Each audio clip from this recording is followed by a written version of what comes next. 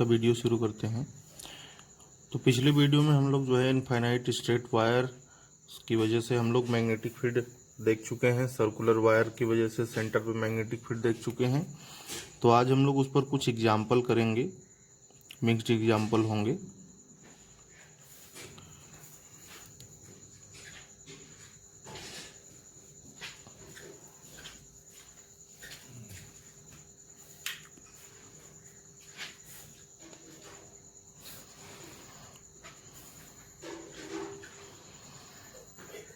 तो इस तरह का वायर बना हुआ है और यहाँ पर सेंटर पे मैग्नेटिक फील्ड निकालना है। ये हमको ए दिया हुआ है, इसको हम ओ मान लेते हैं।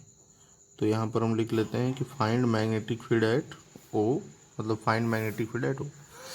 तो सबसे पहले हमको ये चेक करना पड़ेगा कि क्या तीनों की वजह से मैग्नेटिक फील्ड का डायरेक्शन सेम है। तो हम लोग उसको चेक कर लेते हैं। इस वायर की वजह से मैग्नेटिक फील्ड क्या होगा, अंदर की ओर होगा। चेक करने के लिए हम वायर को राइट हैंड से पकड़ेंगे, दाएं हाथ से पकड़ेंगे।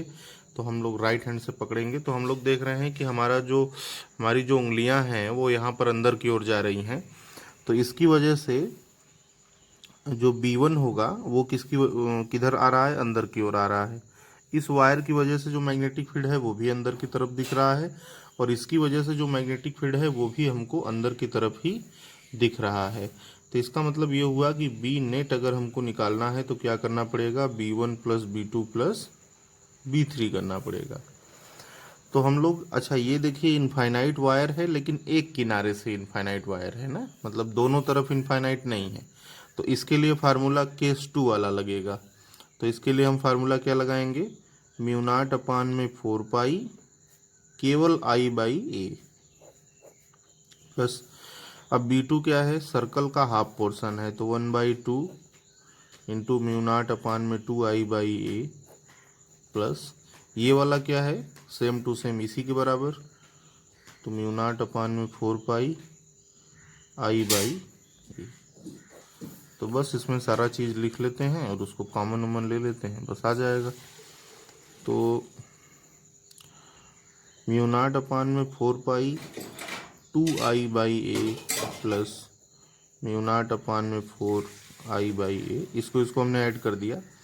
अब कॉमन ले लेते हैं, म्यू नॉट अपान में 4 आई बाई ए कॉमन हो जाएगा, म्यू नॉट अपान में 4 आई बाई ए कॉमन। तो 2 म्यू नॉट अपान में 4 आई बाई ए 2 पाई प्लस 1 और डायरेक्शन क्या है, अंदर की तरफ है। तो हमारा यही क्या हो जाएगा, यही हमारा आंसर हो जाएगा। ठीक है भाई, इसी तरह से दूसरे एग्जाम्पल देखते हैं।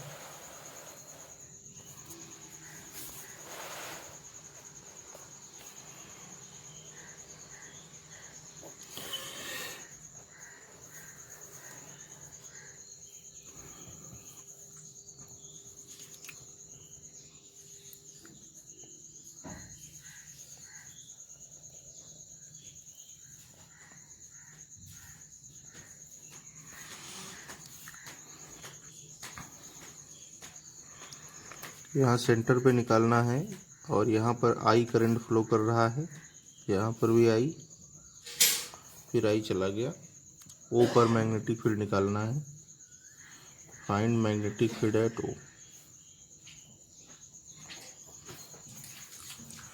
तो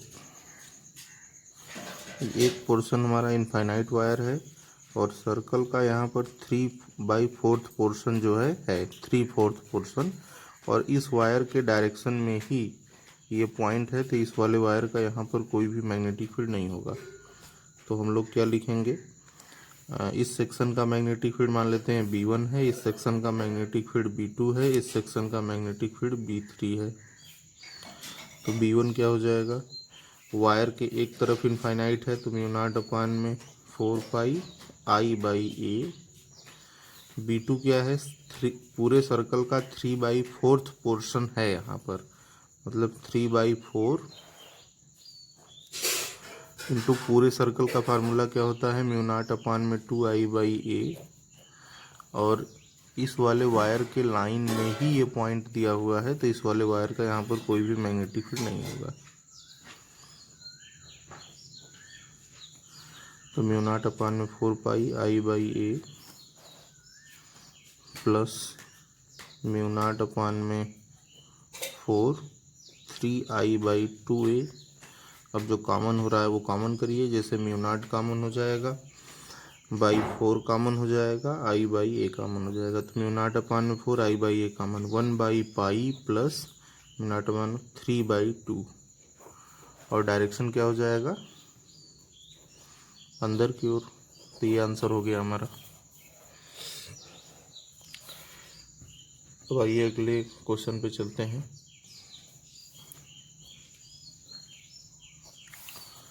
मान लीजिए अभी हम इस तरह का लेते हैं, ये वायर इधर से आया और ये गया ऐसे और फिर ये गया ऐसे।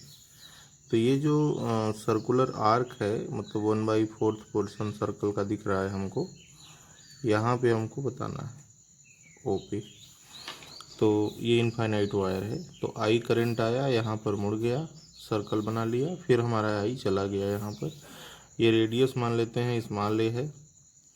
तो हम लोग देख रहे हैं कि इनफाइनाइट वायर है, एक तरफ इनफाइनाइट वायर है, तो इस वायर की वजह से यहाँ पर होगा, इस पार्ट की वजह से यहाँ पर होगा, इसकी वजह से यहाँ पे नहीं होगा, क्योंकि इसी लाइन में ही ये पॉइंट है। तो क्वेश्चन हम लिख देते हैं कि फाइंड मैग्नेटिक फील्ड एट ओ। अब इसको हम सॉल्व कर लेते हैं, तो कोई दिक्कत नहीं है। तो B इज इक्वल टू, इसकी वजह से कितना हो गया, म्यू नॉट अपान में 4 पाई i/a प्लस, अब ये सर्कल का 1/4 पोर्शन है, तो 1/4 इंटू म्यू नॉट अपान में 2i/a, और इसकी वजह से तो होगा ही नहीं, 0। तो बस इसमें जो कॉमन हो रहा है कॉमन कर लीजिए, जैसे म्यू नॉट अपान में 4 i/a common, mu naught upon में 4 i/a कॉमन, तो 1/पाई प्लस 1/2, और डायरेक्शन अंदर की तरफ। तो एक एग्जाम्पल ये भी हो गया। अब इसमें कुछ नोट पॉइंट हम लोग पढ़ लेते हैं। नोट में क्या है कि जैसे अगर कहीं पर करंट का डिवीज़न हो रहा है तो वहाँ पर मैग्नेटिक फील्ड 0 होता है। तो एग्जाम्पल के तौर पे जैसे मान लीजिए कि हमारे पास इस तरह का वायर है, एक करंट इधर से आया, एक करंट इधर से आया, करंट इधर से आया। अब यहाँ पर हमको ओ पर मैग्नेटिक फील्ड निकालना है। अब करंट का डिवीज़न हो रहा है, कुछ करंट इधर चला गया, कुछ करंट इधर चला गया। अब ये करंट उधर से आया, अब फिर ये दोनों करंट इसमें मिल जाएगा, ऐसे चला जाएगा। तो हम एग्जाम्पल लेते समय इस बात का ध्यान रखे हैं कि इस वायर और इस वायर की वजह से यहाँ पर मैग्नेटिक फील्ड नहीं होगा, क्योंकि इसी के डायरेक्शन में ही ये पॉइंट है, इसके डायरेक्शन में ही ये पॉइंट है। तो जहाँ पर भी करंट का डिवीज़न होता है वहाँ पर मैग्नेटिक फील्ड 0 होता है। तो यहाँ पर जैसे magnetic field at point O क्या हो जाएगा, 0। इसी तरह से और भी एग्जाम्पल दिखाए जा सकते हैं। जैसे मान लो कि हम एक ट्रायंगल टाइप का ले रहे हैं। अब इसमें ये रहा ऐसे ऐसे, जैसे इसी के लाइन में ये सेंटर ले लिए और यहाँ पर इस तरह से। तो यहाँ पर भी देखिए करंट आया। अब यहाँ पर देखिए डिवीज़न होगा, कुछ करंट यहाँ चला जाएगा, कुछ करंट यहाँ चला जाएगा, दोबारा से फिर मिल के करंट इसमें आ जाएगा। तो यहाँ पर भी डिवीज़न हो रहा है करंट का। तो डिवीज़न होने की वजह से सेंटर पे जो मैग्नेटिक फील्ड होगा वो क्या होगा, 0 होगा। तो मैग्नेटिक फील्ड एट ओ क्या हो जाएगा, इसमें 0 हो जाएगा।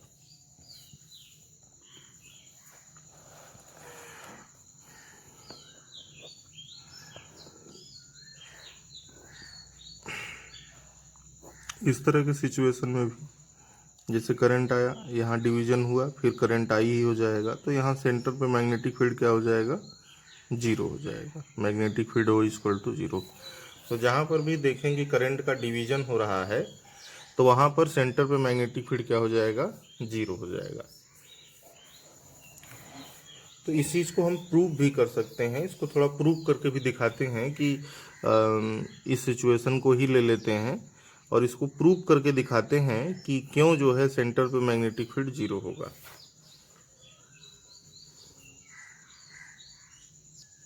तो आइए थोड़ा प्रूव करते हैं कि इस सिचुएशन में क्यों जो है सेंटर पे मैग्नेटिक फील्ड 0 होता है। तो हम इस तरह का एक डायग्राम ले लेते हैं और यहाँ पर इस तरह से मान लेते हैं कि ये जो एंगल है वो थीटा है, तो जाहिर सी बात है ये वाला एंगल कितना होगा, 2 पाई माइनस थीटा होगा। तो हम लोग ये जो ए रेडियस का मान लीजिए लिए हुए हैं, सपोज दैट ये जो सर्कल है, करंट आई आया, तो अब मान लेते हैं कि इसमें करंट चला गया I1, इसमें करंट चला गया I2, फिर उधर से आया और फिर इसमें मिल के ये क्या हो गया, I हो गया। तो सबसे पहली बात ये है कि हम लोग देख रहे हैं कि ऊपर वाला जो करंट है वो क्लॉकवाइज है, तो ऊपर वाले की वजह से मैग्नेटिक फील्ड अंदर की तरफ होगा और नीचे वाले की वजह से मैग्नेटिक फील्ड बाहर की तरफ होगा। तो अगर ऊपर वाले की वजह से मैग्नेटिक फील्ड B1 है और नीचे वाले की वजह से मैग्नेटिक फील्ड B2 है, तो जाहिर सी बात है कि हमको बी नेट अगर निकालना होगा तो हमको क्या करना पड़ेगा, B1 माइनस B2 करना पड़ेगा, ये एकदम निश्चित हो गया। अच्छा, अब उसके बाद जो है देखिए, अब B1 का मतलब क्या हो गया, ये देखिए आर्क वाला पोर्शन है।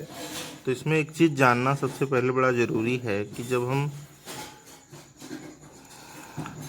यहाँ पर हम वो चीज़ दिखा दे रहे हैं कि अगर हमारे पास कोई सर्कुलर आर्क है, अगर हमारे पास कोई इस तरह का आर्क है और ये आर्क हमारे पास थीटा एंगल बना रहा है और इस आर्क में आई करंट फ्लो कर रहा है, तो इस आर्क की वजह से यहाँ पर जो मैग्नेटिक फील्ड का फार्मूला होता है वो होता है म्यू नॉट अपान में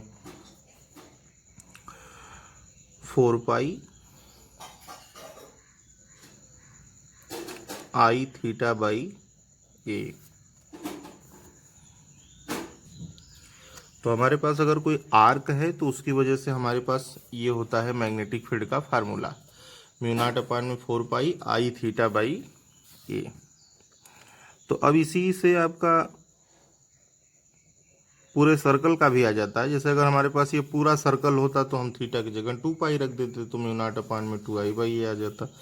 खैर चलिए इस चीज़ को यहाँ पे अप्लाई करते हैं।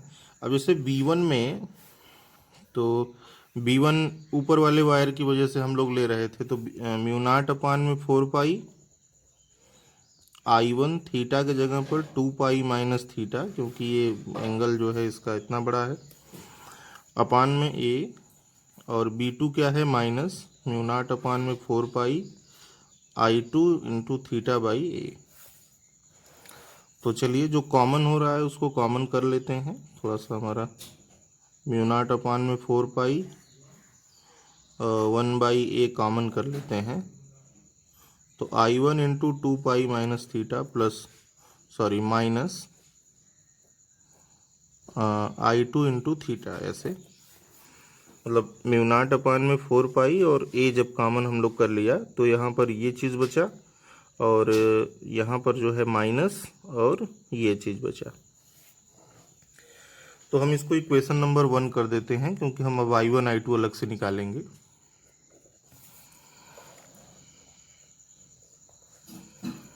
तो हम लोग देख रहे हैं कि ऊपर वाला वायर और नीचे, ये जो ऊपर वाला सेक्शन है और ये जो नीचे वाला सेक्शन है वो पैरेलल में लगा हुआ है, मतलब कि वोल्टेज सेम होगा दोनों के क्रॉस। तो अब हम लोग जो है वहाँ पर करंट का डिस्ट्रीब्यूशन करना चाहते हैं। मान लेते हैं कि ऊपर वाले सेक्शन का रेजिस्टेंस R1 है, नीचे वाले सेक्शन का रेजिस्टेंस R2 है। तो सिंस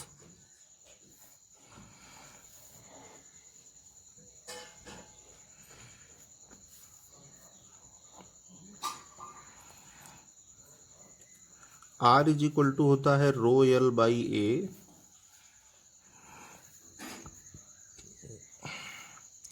और हम लोग साथ साथ ये भी जानते हैं कि angle is equal to arc upon में रेडियस। तो आर्क इज इक्वल टू क्या हो जाएगा, एंगल इंटू रेडियस। तो अगर हमको, तो हम लोग यहाँ पर ये भी देख रहे हैं कि R resistance proportional to L है, क्योंकि रो और ए तो सबका सेम ही है दोनों सेक्शन का। तो आर प्रोपोर्शनल और लेंथ के जगह पर क्या लिखा जा सकता है, angle into radius, angle into radius.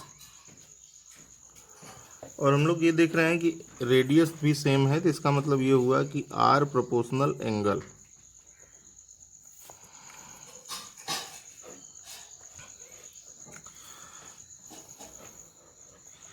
तो प्रोपोर्शनलिटी कांस्टेंट अगर हम लोग मान लेते हैं, अगर k है तो हम लोग लिख सकते हैं r इज इक्वल टू कोई कांस्टेंट, कोई भी कांस्टेंट k इंटू एंगल। तो इसका मतलब R1 इज इक्वल टू, मान लीजिए ऊपर वाले वायर का रेजिस्टेंस R1 है, तो R1 इज इक्वल टू लिखा जा सकता है k इंटू उसका एंगल कितना है 2 पाई माइनस थीटा, और R2 इज इक्वल टू क्या लिखा जा सकता है, कोई कांस्टेंट k इंटू उसका एंगल क्या है, थीटा है। तो अब करंट का डिस्ट्रीब्यूशन हो रहा है, R1 R2 भी हमको पता है, तो हम लोगों के पास फार्मूला भी है डिस्ट्रीब्यूशन वाला। तो हम लोग अगर I1 निकालना चाहें तो फार्मूला क्या बनेगा, R2 अपान में R1 plus R2 into I, और अगर हम I2 निकालना चाहें तो आएगा R1 अपान में R1 plus R2 into I। तो अब हमारा काम ये है कि अब हम ये R1 और R2 की वैल्यू रखेंगे। यहाँ पर थोड़ा जगह कम है, इसी पर हम करके दिखाते हैं। तो R2 की वैल्यू अगर हम लोग रखेंगे तो k theta divide by R1 plus R2, इन दोनों को ऐड करेंगे तो k कॉमन हो जाएगा। तो k कॉमन हो जाएगा तो 2 pi minus theta plus theta हो जाएगा इंटू I। ये k से k कैंसिल हो गया, थीटा से थीटा कैंसिल, तो थीटा I बाई 2 पाई आ रहा है, थीटा I बाई 2 पाई। इसी तरह से जब हम I2 निकालेंगे तो आएगा हमारा R1 ऊपर है ना, तो 2 पाई माइनस थीटा हो जाएगा, 2 pi minus theta divide by 2 pi into I। तो हम I1 भी निकाल लिए, I2 भी निकाल लिए। अब हमको करना कुछ नहीं है, ये जो I1 और I2 की ये जो वैल्यू आई है उसको हम इक्वेशन नंबर 1 में पुट करेंगे और ये देखेंगे कि क्या आ रहा है। तो आइए आगे बढ़ते हैं।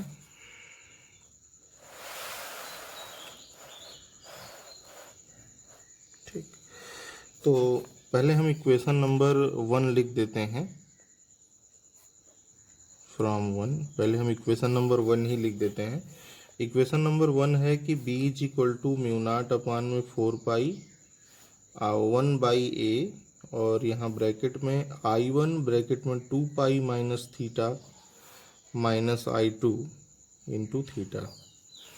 तो अब हम थोड़ा I1 और I2 की वैल्यू रखते हैं। म्यू नॉट अपान में 4 पाई 1 बाई a, I1 की वैल्यू आई है हमारी थीटा I बाई 2 पाई, तो theta I by 2 pi bracket में 2 pi minus theta minus I2 कितना आया है 2 पाई माइनस थीटा अपान में 2 पाई साथ में, ठीक है, इंटू I, और यहाँ पर जो है वो थीटा। तो हम लोग देख रहे हैं कि ये दोनों सेम चीज़ है। देखिए theta I 2 pi minus theta 2 पाई, तो ये दोनों सेम चीज़ है, तो ये क्या हो जाएगा, जीरो हो जाएगा। तो इसका मतलब b इज इक्वल टू क्या आ गया, जीरो। तो हम लोग यहाँ पर सॉल्व करके भी दिखा दिए, उसको प्रूव भी कर दिए कि कैसे वो डिस्ट्रीब्यूशन करने पर जीरो होता है। तो हमको इस बात का ध्यान रखना चाहिए कि जहाँ पर भी करंट का डिस्ट्रीब्यूशन होगा हम डायरेक्ट वहाँ पर आंसर क्या रख सकते हैं, जीरो रख सकते हैं। इतना लंबा कैलकुलेशन करने की ज़रूरत नहीं पड़ेगी। खासकर कॉम्पिटिटिव एग्जाम में इस तरह के क्वेश्चन जो है हमको देखने को मिलते हैं। अभी इसके पीछे हम एक आर्क वाला फार्मूला यूज कर रहे थे, ये जो फार्मूला है ये यूज कर रहे थे। तो ये कैसे आता है इसको भी हम प्रूव करके दिखा देते हैं यहाँ पे। तो एक question, show that magnetic field due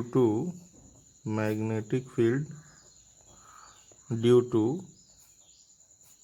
N arc is given by b is equal to mu naught upon में 4 pi I theta by a। तो चलिए इसको प्रूव करके दिखा देते हैं। बड़ा आसान है, कोई बहुत बड़ी चीज़ नहीं है। हम लोग मान लेते हैं कि हमारे पास एक इस तरह का आर्क है, बस केवल वायर यहाँ से यहाँ तक है, ये हम डॉटेड लाइन से बना सकते हैं। ये वायर नहीं है, वायर केवल यहाँ से यहाँ तक ही है। इसमें आई करंट फ्लो कर रहा है, यहाँ पर एंगल थीटा है और ये चीज़ मान लेते हैं हम स्मॉल ए है या आर है, जो भी आप समझो। यहीं पर हमको मैग्नेटिक फील्ड निकालनी है। तो सबसे पहले हमको क्या करना पड़ेगा, एक छोटा सा एलिमेंट लेना पड़ेगा और छोटे से एलिमेंट की वजह से जो मैग्नेटिक फील्ड होगा, बायो सेवर्ट लॉ लगाइए, म्यू नॉट अपान में 4 pi I D L sine 90। भाई जो भी आप आर्क लोगे तो यहाँ से खींचोगे तो 90 डिग्री बनेगा ना। जैसे आइडियल इधर लोगे, ऐसे खींचोगे तो यहाँ पर 90 डिग्री बनेगा। अपान में आर स्क्वायर या फिर ए स्क्वायर हो जाएगा, म्यू नॉट अपान में 4 pi I D L by A square. तो टोटल मैग्नेटिक फील्ड के लिए क्या करना पड़ेगा, इंटीग्रेशन करना पड़ेगा, I by A square integration D L. Integration D L का मतलब है कि आर्क का लेंथ। तो आर्क का लेंथ कैसे निकालते हैं, हम लोग जानते हैं angle is equal to arc upon में रेडियस। तो आर्क इज इक्वल टू क्या हो जाएगा, थीटा इंटू रेडियस। तो इंटीग्रेशन डी एल का मतलब ये हुआ म्यू नॉट अपान में 4 pi I by A square. Integration D L का मतलब थीटा इंटू रेडियस, तो थीटा इंटू ए से ए कैंसिल हो गया। तो बी इज इक्वल टू कितना आ गया, म्यू नॉट अपान में 4 पाई आई थीटा बाई ए, ये आ गया हमारा। तो इस तरह से हम इसको जो है प्रूव कर सकते हैं। तो चलिए इसी समय इसमें जो है थोड़े एग्जाम्पल भी एक दो ठो कर लेते हैं, ये आर्क वाले एग्जाम्पल। तो आइए आर्क पे कुछ एग्जाम्पल करते हैं आर्क वाले फार्मूले पर। तो मान लेते हैं कि एक इस तरह का क्वेश्चन आता है,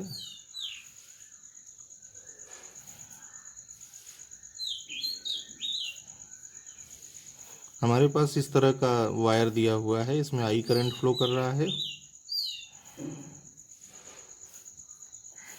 और हम यहाँ पर हमको जो है, यहाँ पर हमको मैग्नेटिक फील्ड निकालनी है ऊपर। और ये जो एंगल है वो मान लेते हैं थीटा है। ये जो छोटा वाला रेडियस है वो मान लेते हैं स्मॉल ए है, और ये जो बड़ा वाला रेडियस है वो मान लेते हैं क्या है, स्मॉल बी। तो B at O question mark. तो हम लोग देख रहे हैं कि ये करंट क्लॉकवाइज है तो इसकी वजह से अंदर की तरफ होगा, और ये जो करंट है वो एंटी क्लॉकवाइज है तो इसकी वजह से बाहर की तरफ होगा। इस वाले वायर के लाइन में ही ये पॉइंट है, इस वाले वायर के भी लाइन में ये पॉइंट है, तो इन दोनों की वजह से यहाँ पर कोई भी मैग्नेटिक फील्ड नहीं होगा। तो ये ओ है पॉइंट। तो इसका मतलब B at O is equal to क्या हो जाएगा, B1 माइनस B2। तो B1 क्योंकि एक का अंदर है एक का बाहर है, इसलिए B1 माइनस B2 करना पड़ेगा। तो फार्मूला क्या है, म्यू नॉट अपान में 4 पाई आई थीटा बाई ए। तो केवल रेडियस का ही अंतर आएगा, ये तो इसमें भी सेम ही रहेगा, म्यू नॉट अपान में 4 pi I theta by B. तो बस कॉमन ले लीजिए, म्यू नॉट अपान में 4 pi I theta common, 1 by A minus 1 by B. यही हमारा क्या हो जाएगा, आंसर हो जाएगा। तो चलिए आज की वीडियो में इतना ही, फिर अगले वीडियो में मिलते हैं।